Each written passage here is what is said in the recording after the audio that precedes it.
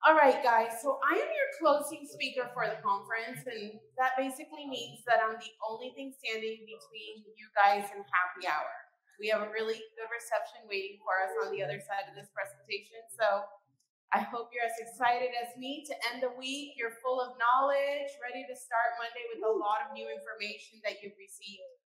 So I'm just going to jump right in, and we'll make this smooth and easy so we can hop over to some cocktails. So this is my social media and influencer marketing masterclass. I'll give you a little bit of background about me. I have 7 years of corporate experience that kind of built my foundation and built me to who I would become as a marketing professional. I graduated in finance. I was working in a cubicle, quickly realized I was like, oh, this isn't for me. I feel like I'm supposed to do something bigger and better in life. So I totally took a leap of faith against everyone's recommendations and went into the world of marketing. This was back in 2007. And I took another leap of faith. I mean, I've just been stepping stones along the way to get here. But I applied for this job that was totally unfamiliar territory to me. And the job was a sales role where I sold private membership into a private club that wasn't a tangible experience. It wasn't a golf club, it was just a business club. So it's a secret membership society for affluent business individuals in Houston. So you couldn't touch it, see it, feel it, but the membership started at 10 grand because of the quality of member that we had.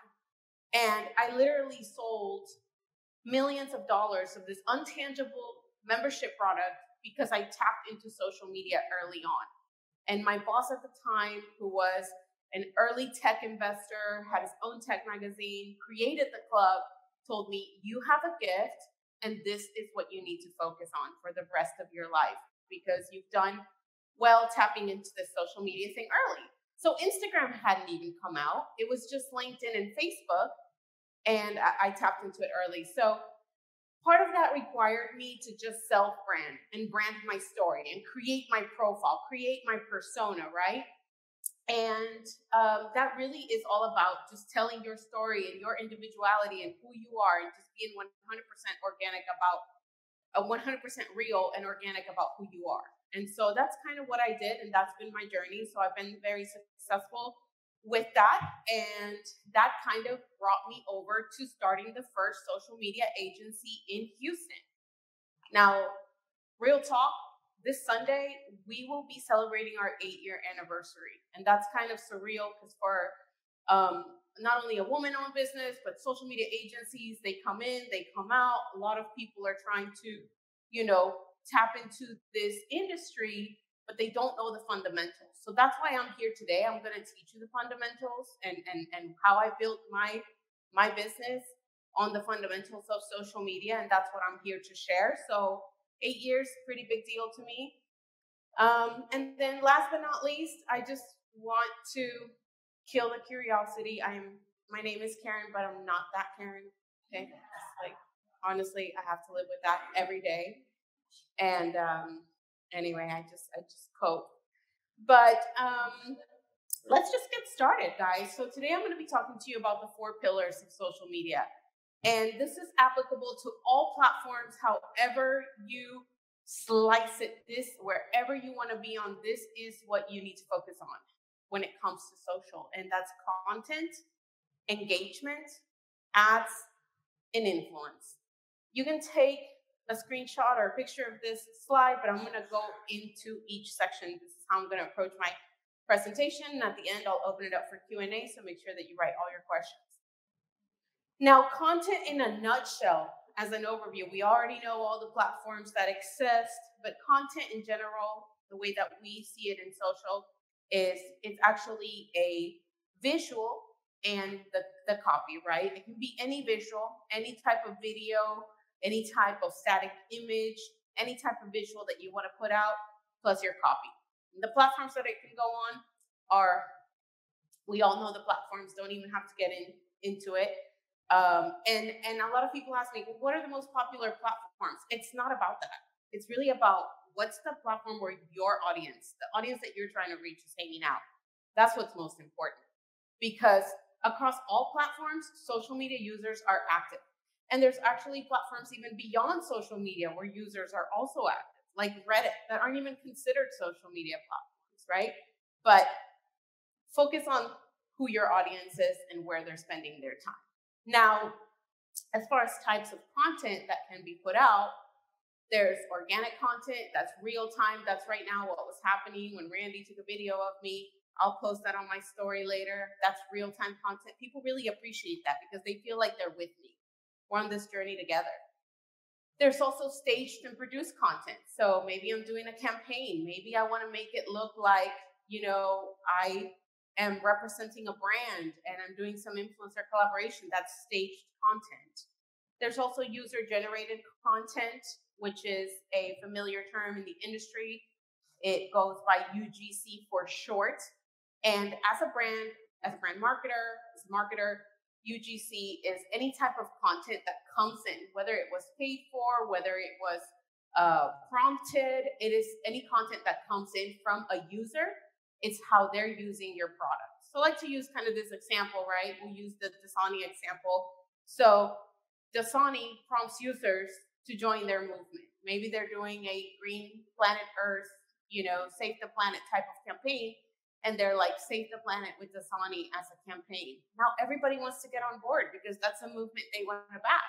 So they'll soon start tagging your product, which I'm drinking this water because it means something to me. And they're creating meaningful content for you without any expense. That's user-generated content. That's the most valuable content. That's priceless content. You want as much of that as you can. And you can repurpose that and tell your story with how other users are using your product. Now, there's a new entry into the content category world that is just coming into play recently. It's called EGC, and that's employee-generated content. Now, for many brands and many marketers, this is kind of a new term. Now, they're trying to push the culture within. They're trying to push what it's like to work at Dasani, right?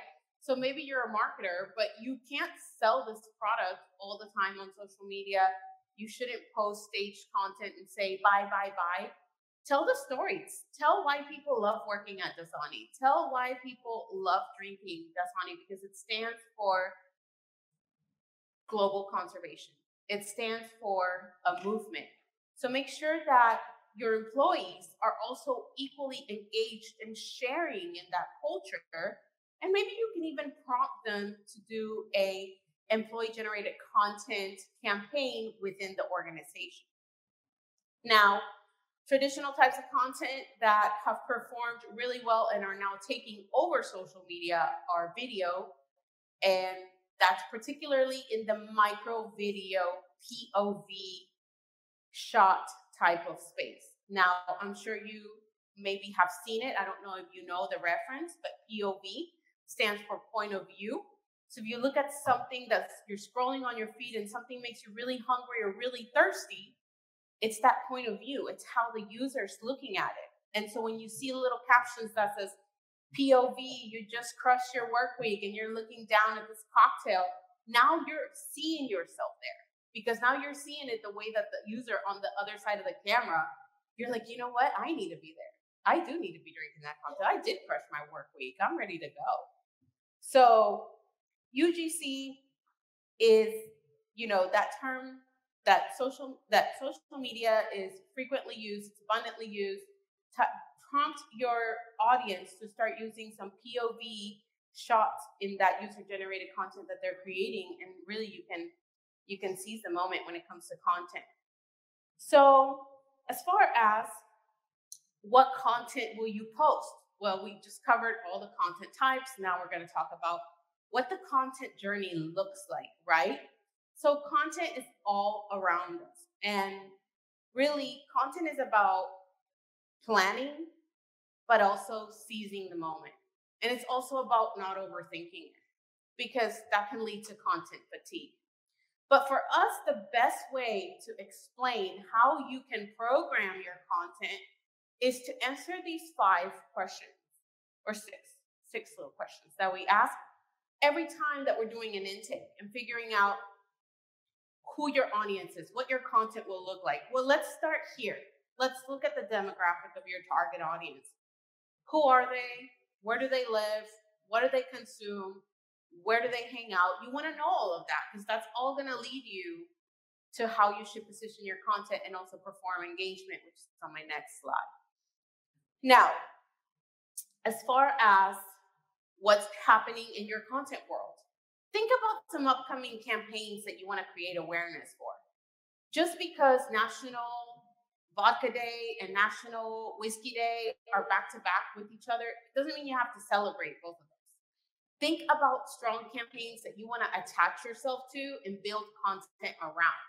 So that could be Earth Day for Dasani, and that could be Father's Day, and then that could be Cinco de Mayo for hydrating after, festivities. So you've got 3 strong campaign points right there, and you can build content around that without exhausting yourself that the first day of summer and the summer solstice and the solar eclipse and the vodka day and the whiskey day are right back to each other, and now you're creating content, so you're fatigued because you have all these content responsibilities, whereas if you look at just a quarterly snapshot of your programming and what's happening in your world, figure out those 3 campaigns that you want to attach yourself to, and then you can just build content around one campaign. For example, last night we had an event where we're rolling out a peach whiskey line for one of our clients, Select Club Whiskey. And our whole month is just going to be about the Peaches launch. So we had a peach pool party with peach floaties and peach props. And this is all happening. Like, this is really our job.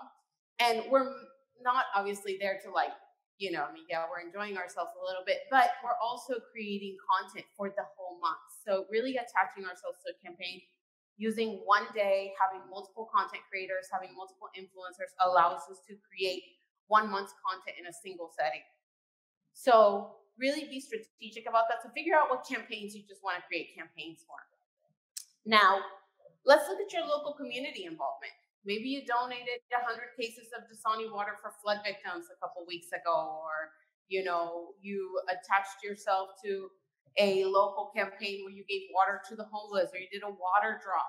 Now, you want to broadcast that on social media just because that also just builds trust with your audience, because now they see that you're doing something good. And people, if you guys haven't picked up on this, we're really picky consumers now, whereas before we were like, what's the cheapest? Now we're like, no, what brand do I love? Because social media is creating this product of brand affinity. And so we want to be close to the brands that we support. So anything that you're doing on the local community level, or even a global level, as far as that's concerned, you want to broadcast that too. Also think about any seasonal trends in your business. When do people consume the most water? When do people use your services the most? Maybe you're a tax attorney and your busy season is from January to April. So look at that seasonal trends in your business, because that's when you want to really shift all your focus to. Not saying that you're going to be lopsided in that sense, but just think about the seasonal trends, because you want to make sure that you ride those seasonal waves. And then any promotional offers or sales that you want to push out. Obviously, there's always like that BOGO, that particular offer that you want to push out. And I'm going to tell you a little secret about how to push out those offers. But go ahead and plan them out in your content anyway. And then last but not least, the best way to help define your content identity and define who you are going to be in your content side, on the user interface, is by answering what your brand tone is. And the easiest way that we do that with brands when we're onboarding them is by asking, what are 3 keywords that describe your brand? And literally, clients get stumped. They're like, we don't have a brand identity guide. Like, we didn't think about that. So when they answer that question, though, they're like, we're fun, we're outgoing, but we're also, caring. Like, let's just throw those 3 words together. So fun, outgoing, and caring, that's the theme for your content. That's your brand tone. That's going to let me know how we're moving forward. Fun, caring, and outgoing. Now, You've got all the answers to this question. You're putting together your content campaign. You're ready to rock and roll. How are you going to put it out there? What's your messaging like? And I can tell you the only thing that you need to take away from this slide, really from this whole presentation, is that the secret to content is actually telling, not selling. So don't go out and create all this content campaign and now put it out there and you're going to say, buy this. No, all of this was supposed to get you to come up with your story. That's what I want you to do, is tell your story, because nobody wants to be sold. Anytime you even put the words buy or sale, people are turned off because now they're not paying attention anymore. So you really want to make sure that you're telling, not selling. That's the only thing you take away from today. I'll be so happy. Now, content also gives us the opportunity to seize the moment. You know, it's all around us. There's always content opportunities. That's why I recorded you guys on my way in. That's why I create content on demand, on the spot, wherever I am. It's all around us. It's part of telling my story and letting people take this journey with me. And you might also want to consider, in addition to how your content will roll out, maybe aligning yourself with some trending topics, social trends, things that align with your culture, with your audience, maybe some culture trends.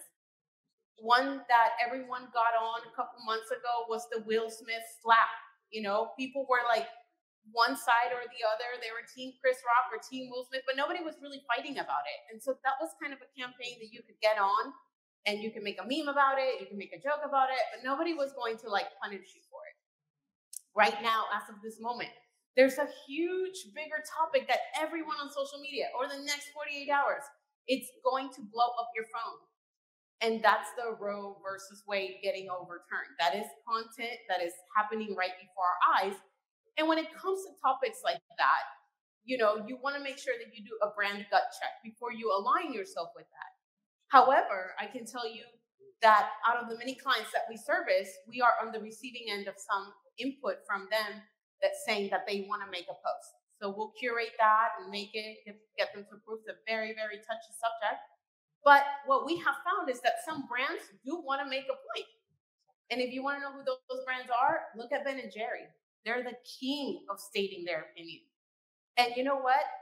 They don't mind if they're losing another half of an audience, because what they're doing is they're bonding and building that brand loyalty and that brand affinity with an audience that aligns with their brand vision. So totally up to you. But aligning with trending topics, and mostly the funny ones, are always a good content opportunity to jump on. And aligning with other topics that are more significant and more important can be more impactful. You just got to do a gut check to see where you stand and what it means to potentially, you know, lose a potential audience that does not necessarily agree with you. So at the end of the day, to end this note on content, I would just encourage you to just be super intentional, plan it out. It avoids content fatigue. And this is, don't forget to pay attention to, it's telling, not selling. So with that being said, I'm going to roll into engagement. So we did all this work. We're like content planning, got our campaigns laid out, got our content shoots staged.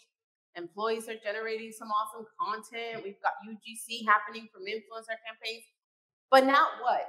You don't just dump the content and walk away from it. That's like the thing to not do. Do not just staff a content person and be like, okay, so you're going to post? Great. And walk away from it? Great. No, you can't do that. You've got to go all the way through the cycle on social. If you do not practice what's called engagement, which prompts the algorithm to work, then all the content and all the campaigns that you created will honestly have nowhere to land. With engagement, with practicing engagement, this is how you're telling Instagram, Facebook, TikTok, you want to play in their field. So you're there to play by performing engagement. And engagement in our world is a two-bound street. There's inbound engagement and there's outbound engagement. So imagine we did this campaign for Dasani, right? We got the whole saving the planet, 420, Earth Day. We dump the content in and people start commenting, wow, that's so great. Oh my God, I love your brand. Are you guys at Costco? And you guys just leave them there. You don't even respond to the comments. You can't do that. I bet you that Dasani is in there responding to almost every single comment. I can't imagine that they're super overwhelmed with them, but I promise you that when they're doing at least a campaign activation, someone is there. I can walk into a Whole Foods today and find my favorite kombucha and tag the kombucha brand and tag Whole Foods. Oh my God, I just found my favorite kombucha at Whole Foods. And guess what? Whole Foods will repost me in 2 minutes because I have someone working full time on engagement. So engagement is a two-way street. Let me just break it down for you, okay? Inbound engagement is what's coming in. That's me posting about it on the Instagram channel. Ooh, favorite kombucha at Whole Foods. That's users commenting on this water launch that saves the planet. Love this water. That's inbound engagement. That's what's coming in.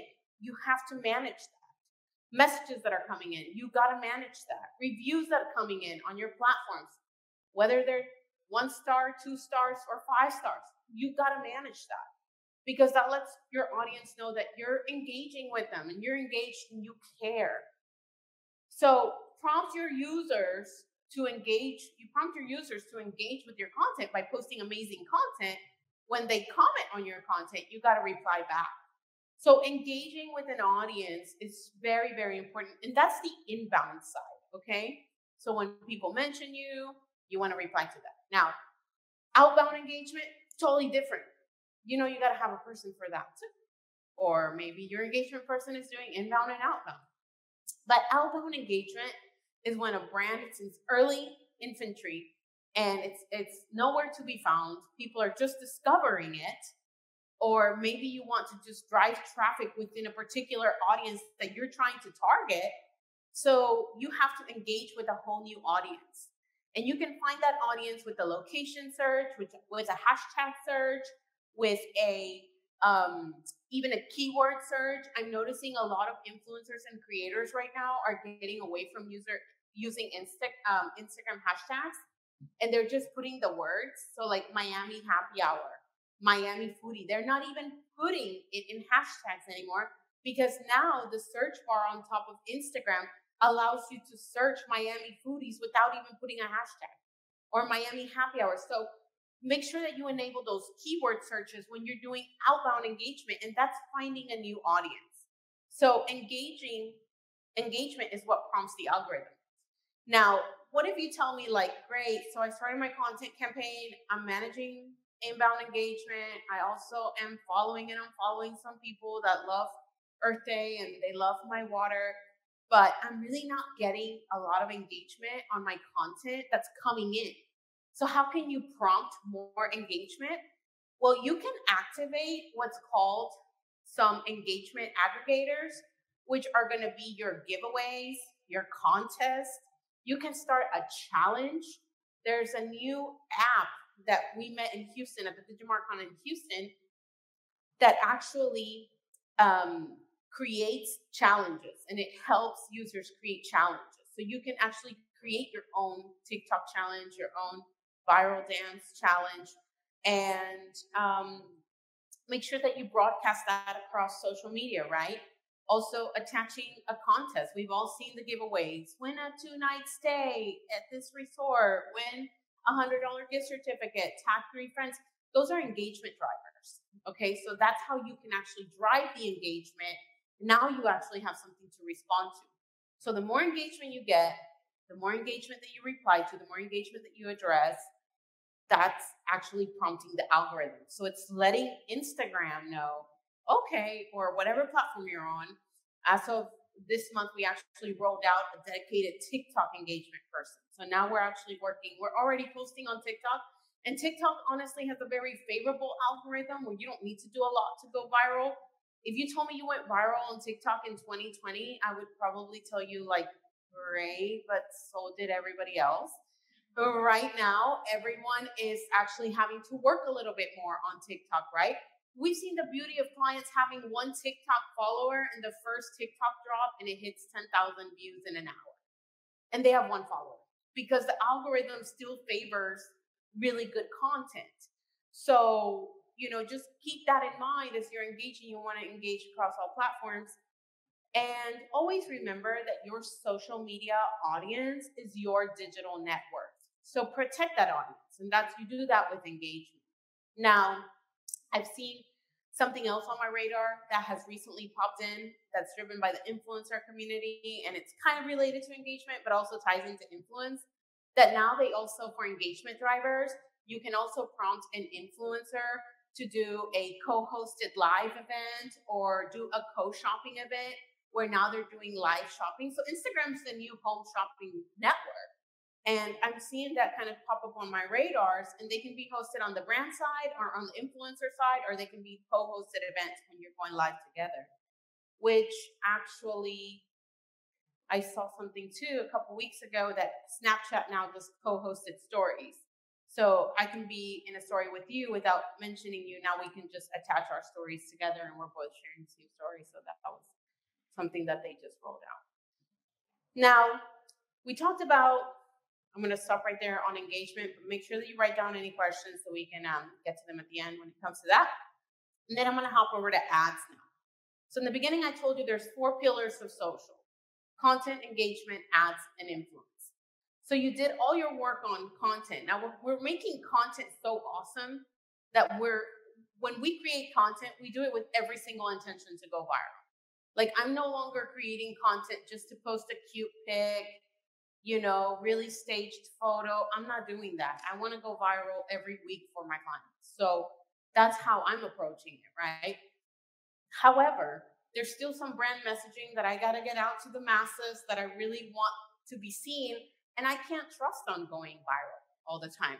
So I leverage my ad spend and my ad budget to kind of push out some things that maybe are a little bit promotional forward, that maybe are some really engaging content that just has my messaging in the caption that I can push out. And it's going to help me, generate a bigger, broader engagement, maybe generate some conversions. Now, ads are the tried and true method. However, we're seeing an industry shift in ad spend where they're gearing more towards let's spend a little less on ads and let's spend a little bit more on creating viral reels. Let's spend a little bit more on creating viral TikToks, right? So it varies by marketer, by the budget, and by your strategy, but ads are the tried and true method to generating conversions, engagement, awareness, leads. It works. The systems that have been set up by all the platforms on their ad space are actually designed to work. So this is a tried and true method. And although the rising cost of ads and some ad limitations due to changes in privacy laws are restricting marketers, it's actually prompted us to lean into more creative ways to push out our content, right? And maybe leverage our ad budget by implementing more influencer collaborations. But the best way to approach ads is real simple. And I always tell people, start with a trial, however you want to design your ad campaign, take 1/10 of that and just use that as your ad test. So if you're telling me that you want to test, you have a $10,000 monthly ad budget, some marketers and some brands come to us and they're like, we got $10,000 for ads, we want to spend that right now. And I'm like, wait, what are we doing? And they're like, no, we just want to spend it on ads. That's our budget. Corporates pass that down. We're just going to do Facebook ads for $10,000. And I kind of have to steer them in the direction of do you know what you could do? $10,000 of ads might generate, 500,000 impressions. But $10,000 of influencer budget might generate 10 million impressions.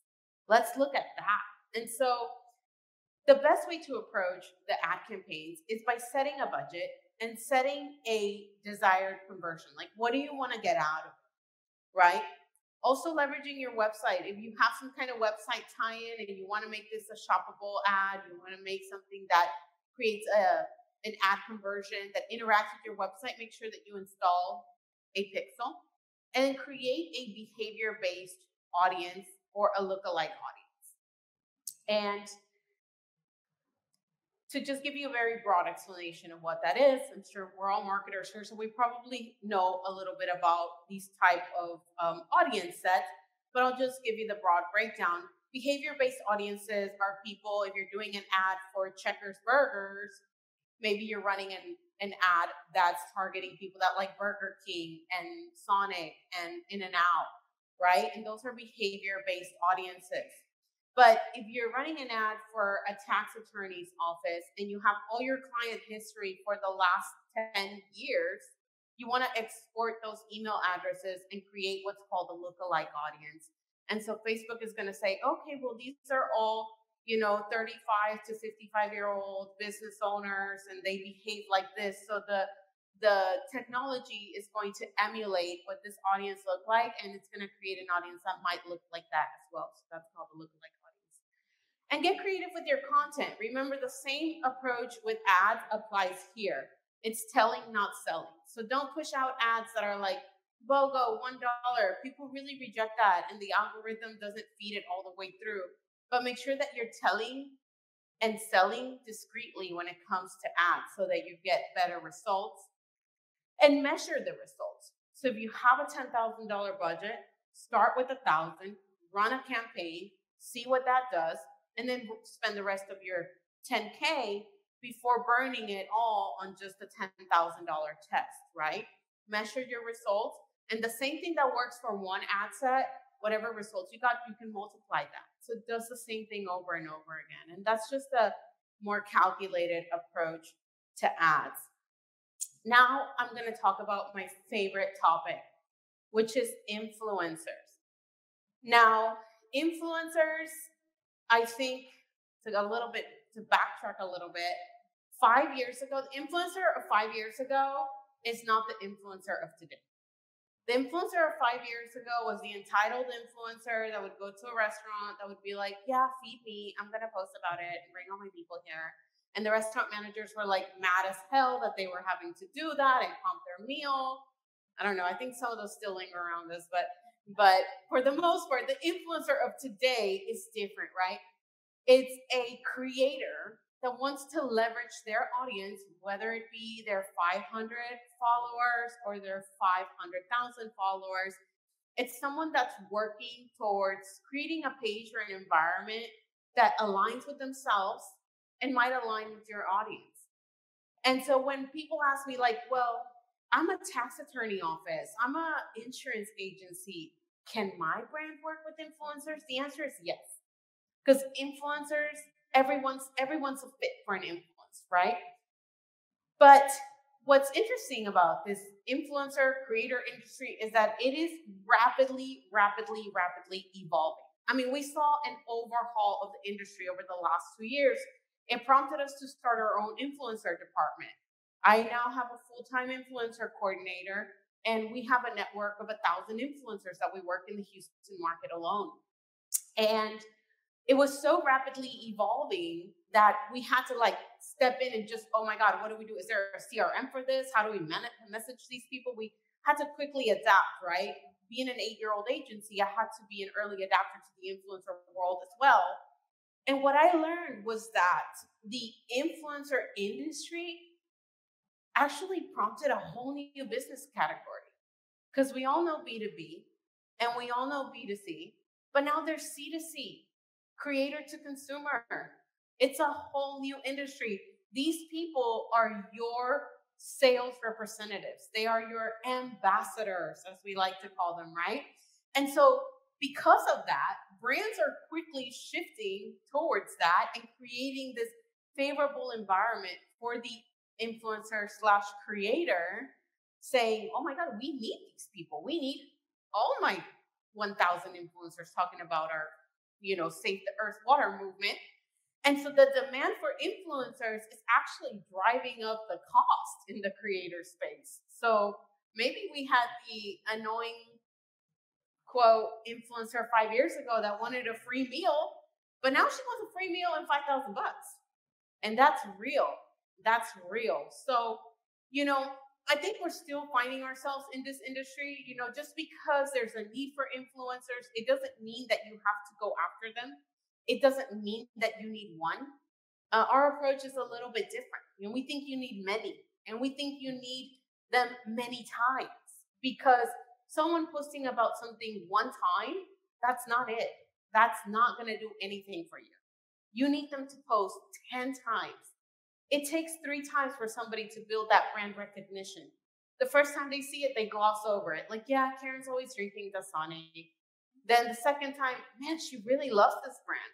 The third time I'm posting about it, I'm like, got a full stock fridge of Dasani, and they're like, you know what, I'm gonna go and get some Dasani. It's that third time that creates that brand affinity, that impression that brands are craving. So our approach for influencers, it's a little bit different. That one-time trade-off, it doesn't always work. So, I think influencers are taking center stage in our world, and they're also demanding to be paid for their creative output.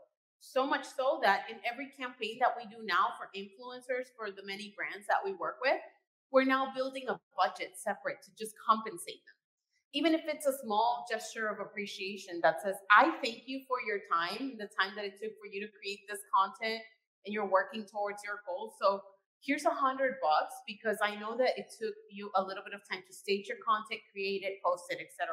So sometimes even approaching an influencer with a small budget and just in consideration of their time is appropriate. But I will tell you, if you are considering the influencer approach, make sure that your approach is very delicate and almost inquisitive as to how they work and what their rates are. Because the last thing you want to do as a brand marketer is approach an influencer and then go bad with them because you said, hey, I'll give you $50 if you post about my water, and I'm going to send you a package today. And so that can be a very quick way for things to go wrong, right? But just that what we've seen is that marketers are allocating bigger budgets to allow for paid campaigns within the creator industry, right? Because they've created a whole new category. Now, you want to always approach your influencers professionally, like I just mentioned. It requires a very dedicated and delicate approach because you don't want to put your brand out there like that. What I've seen is that sometimes having an agency liaison actually insulates your brand a little bit, because when we go after influencers for a particular product, we don't off the bat disclose, hey, Patron Tequila wants to work with you and they're going to pay you $500. We're like, a popular tequila brand wants you to do a post in exchange for this. Are you open to that? And if so, what are your rates? And so we approach them like that just so that it kind of protects the brand. If you're messaging influencers directly from your actual brand and saying, would you like a set of 10 protein bars and you'll post this, they might find that offensive. So just have a very delicate approach. Now, the best way to go after influencers, if you only have trade to offer, if you only have those 10 protein bars, if you only have that bottle of tequila, you want to approach the influencers that are already engaging with your brand, that are already tagging your product.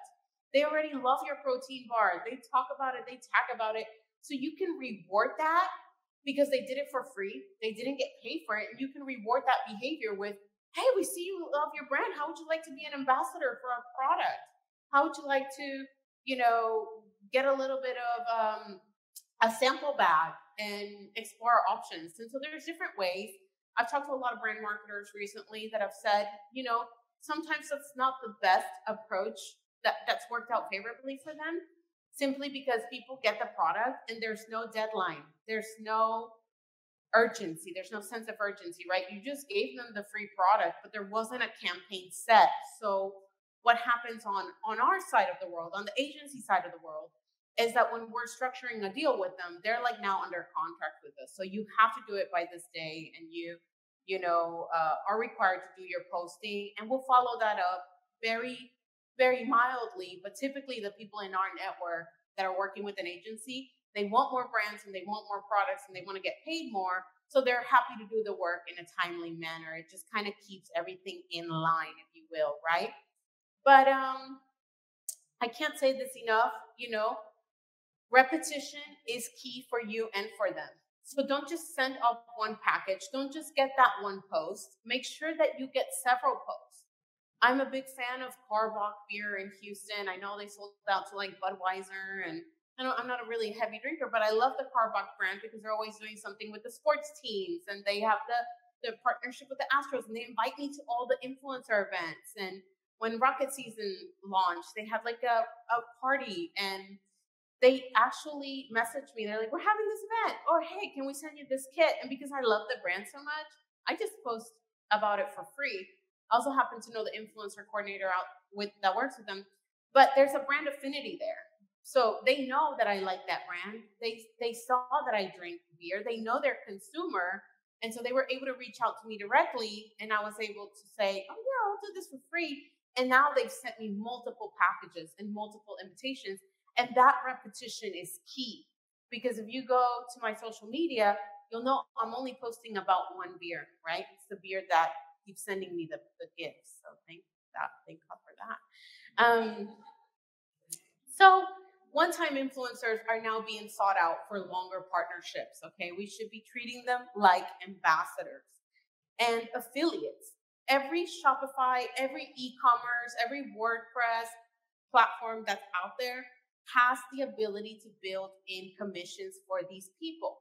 So that there's the difference between the influencer and the ambassador. The influencer is actually trying to earn money, and they're like, yes, I'll be an affiliate. They're an influencer affiliate, and they're trying to get paid. So a lot of times we work with them and we say, hey, how would you like to earn commission on every sale? We're going to build you a custom commissionable link. And so when you see that on Instagram, they're like, available for commission, or sponsored ad, or shop the link in my LTK store, shop the link in my bio. I know I've supported some of the influencer communities with their products because I'm like, you know what? That's a really cute swimsuit, and this girl has the same body type as I do. So guess what? Add to cart. And now they're earning money. So they're happy to continue to promote the product for these brands, right? And it prompts them to post continuously, which is creating that brand affinity and that brand recognition. So as I start to close out, I want to just go over into how the logistics work, right, of the influencer world. So the influencer is going to receive a product or experience. Then they're going to create their content promoting said product or experience. They're going to upload the content to their social media, and it's going to reach their followers and their audience. And then that's going to convert into brand awareness, increase brand visibility, sales, and that impact. You want to make sure that you're measuring this impact. So there's a lot of analytics software out there that can actually track a hashtag. So if you assign an influencer a hashtag to use on every single post, there's softwares like Brand24 or other reporting softwares that actually are for the influencer directly, like Grin or Meltwater, that actually connect to the influencer's profile. And it's going to give you all the analytics from their side. So previously with influencer marketing, the brands were just doing this blind. They were like, well, she says she has 500,000 followers, but then you do a whole campaign with them and it converts into nothing. Well, maybe she didn't really have 500,000 followers. Well, that data actually kills all the curiosity there, because now we're able to look at what your post actually did, how much engagement you actually got out of it. So make sure that if you're doing, again, just like the ads, that if you're investing in influencer campaigns, that you're set up to measure the success. All right. So beautiful, campaign can result in customer acquisition, user-generated content. That's another bonus of an influencer campaign. Now you get that content that you can repurpose. Make sure you have that written out and spelled out in your little agreement. A lot of times brands trip over themselves because they're like, hey, we'll send you the product. And then they post the product, and then the brand posts a picture, and the influencer says, but you didn't ask my permission. Well, it was kind of implied. Just make sure you have all that spelled out. Hey, we'd like to use your photo forever. Permission to share the photo, and disclose where you're going to share it. Because I know for me as an influencer, if you paid me $500 to do a post, I definitely don't want to see my picture on a billboard. I didn't give that permission. So make sure you spell it all the way out for them so that there's no controversy when it comes to repurposing that user-generated engagement.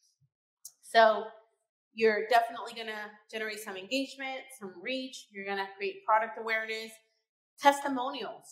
This is as organic as it gets, especially in the makeup space. I mean, you can be a little bit too organic in the makeup space because people will destroy and crush your brand. There's a lot of cancel culture in the influencer community. If they don't like you, they will also tell the world. So you want to make sure that, you work with partners that are a good fit for your brand. But in other areas, those testimonials will come in handy because you can use that and cross-share that as an affirmation that your product is awesome. You'll get brand representation by the influencer community, and you'll also get those measurable conversions. So with that being said, I am going to start to close out. I think our time is up, so I'm going to open it up for questions. But while you guys are thinking about your questions, I'm going to go over to my last slide. This is where you can follow me or follow our agency. And I'm just going to leave you with some Instagram hacks that we teach at a class, in a group setting in Houston. So make sure that while you're creating content, if you're using your phone, I think this is an iPhone setting, make sure that you're recording your video at 4K and 60 frames per second, 60 FPS. That's going to give you the most clear type of video. And so people really comment on that. When you see, you're like, man, what are they using? They're using their camera. They just have their settings saved a little bit different. A lot of people comment on my content with that, like, man, your video is so crisp and clear. You can do that right now. That's an instant hack to just up your quality content game. Now, on Instagram itself, I did a campaign a couple weeks ago with Paul Wall. I don't know if you know him, the People's Champ, rapper out of Houston, white rapper, the first Eminem, just saying. He's a friend of mine. But we did a reel upload. We were at one of our clients' restaurants, and he didn't have this setting on his phone. He was like, how come my videos don't upload clear? Well, on Instagram, in your account, in your settings, make sure that you have high quality uploads enabled. Because it doesn't matter if you recorded the content at the highest, crispiest quality or you took the best picture, it's going to compress the size on upload if you don't have the setting enabled. So he uploaded a reel that we did for him. I think it's sitting at 340,000 views right now. But if he had not hit that setting, that would have compromised the quality of the upload. And then one of the things that you can do immediately if you're a brand marketer or you're on the brand marketing side is start a little pod, start a little community of people that will support your content and support your journey, even if that's just your office colleagues. Let's say that you're the content director for a big brand.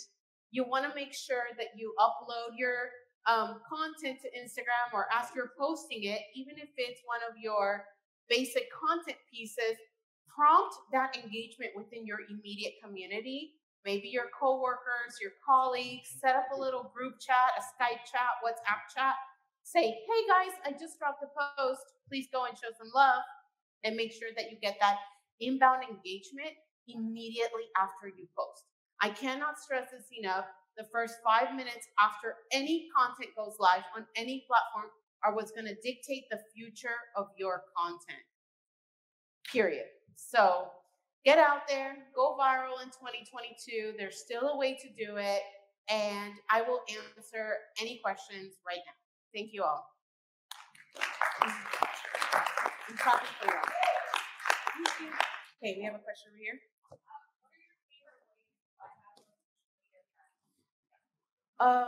I subscribe. Does she need to ask the question on the mic? Yes. No? Yes.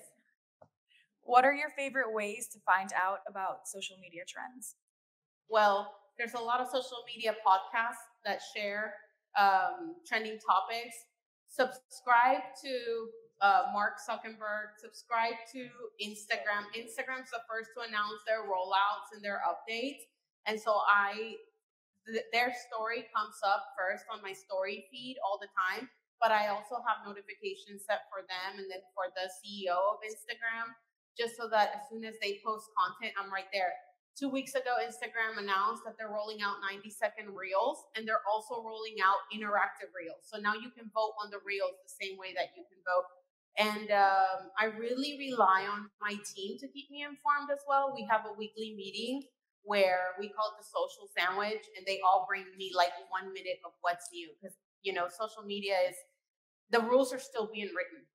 Social media is still being designed. Every day it changes. So I just try to subscribe to those two people that are at the helm of the industry, but also I subscribe to a bunch of other social media podcasts. Okay. How do you verify like an influencer? Like, what's your process before getting them in house or any of that? Like, what do you go through to make sure like somebody could have a bunch of people following them, but maybe you go to their content, they have like 60 likes, right? Or something like that. Yeah. So it's like, what do you go through? That's a really good question. So before the fact, when you're looking at working with an influencer, you can actually test the score of the page if it's a public profile. There are some websites available that will let you put in their @name and then give you a score rate on the quality of the influencer. Now, you can also further verify that after the fact and after the campaign by connecting them to one of those Maverick, Meltwater, Grin platforms, and then looking at the actual engagement that they're posted.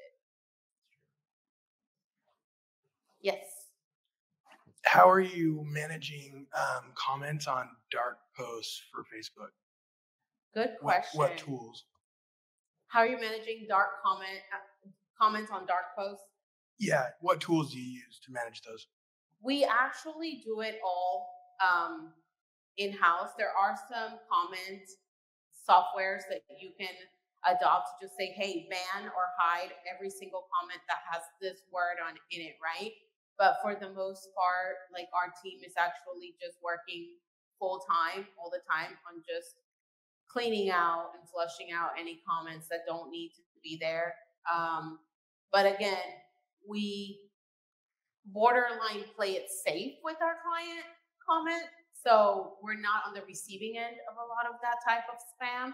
Just depends on the nature of the industry. I think like right now might be one of those days where we need to pay extra attention if we're getting ready to drop some posts about like the Roe situation, because people are very polarized on that. But we're using a manual approach, but there are softwares out there that will control the profanity filters or just measure any words that even live within Facebook. Facebook actually has a comment controller as well. Thank you. Okay. Anybody else? What about this side? Hi, Karen. Well, my name is Samir. Hi, Samir. Going back to the first thing that you talked about content, this is one of the basics, but I wanted to know what are some of your favorite tools or apps for content, calendar or content planning? Content planning is Planoly. We actually curate all of our content feeds on there. It's an Austin-based company. They're affiliated with Instagram and Pinterest, and it lets us look at all the content that's coming up and all the content that's been posted so we can curate the feeds. There's also Preview app, which is kind of serves the same purpose. As far as content curating and editing, I can tell you one of the things that we've started doing at the agency is instead of editing on the native Reel app or TikTok app, we now edit on an external video software. Like we use, I'm looking at my apps right here, although the CapCut, the InShot, the Splice, those are good ones to just create your content there and then just have it ready to upload to both TikTok and Instagram in a high quality format, instead of doing it on TikTok and then you're spending an hour editing your content on TikTok, then you download it and compresses the file size, and now you got to upload it. You don't want to do that. So just always edit your videos. I think as far as other apps that I can give you, I try not to do a lot of graphics. So a lot of people are huge fans of Canva. I actually discourage that a little bit because we don't like to do, yes, she said yes. We don't like to do, we don't like to do any text or graphics, stuff like that. You want to make sure that your content is always organic, rich. And then there's photo split, which if you want to do those curated feeds, and like we dropped a page that's a sponsor page for a golf tournament that's happening today. But instead of like combining that with the social behavior page, which is my agency that has all our client stuff, we just made a sponsor page for the golf tournament. We called it Caddy Behavior. And so we just put up a feed and it just has all the images. So for that, we use an app called Photo Split. So it lets me put in a whole grid, a square, and it splits it into the 9 images and it counts you down. Like, this is what you post, 1, 2, 3, 4, 5, all the way through 9. So that made it easy. Awesome. Thank you. You're welcome. All right. Anybody else? I can answer a little bit more questions at the happy hour. I know we're all eager to get there. So if you have anything else that you want to talk about, feel free to approach me in person. If not, it's been awesome being here with you all. Thank you for attending DigiMarcon. Thank you to the organizers. And it was so great to be in front of you all today. Thank you.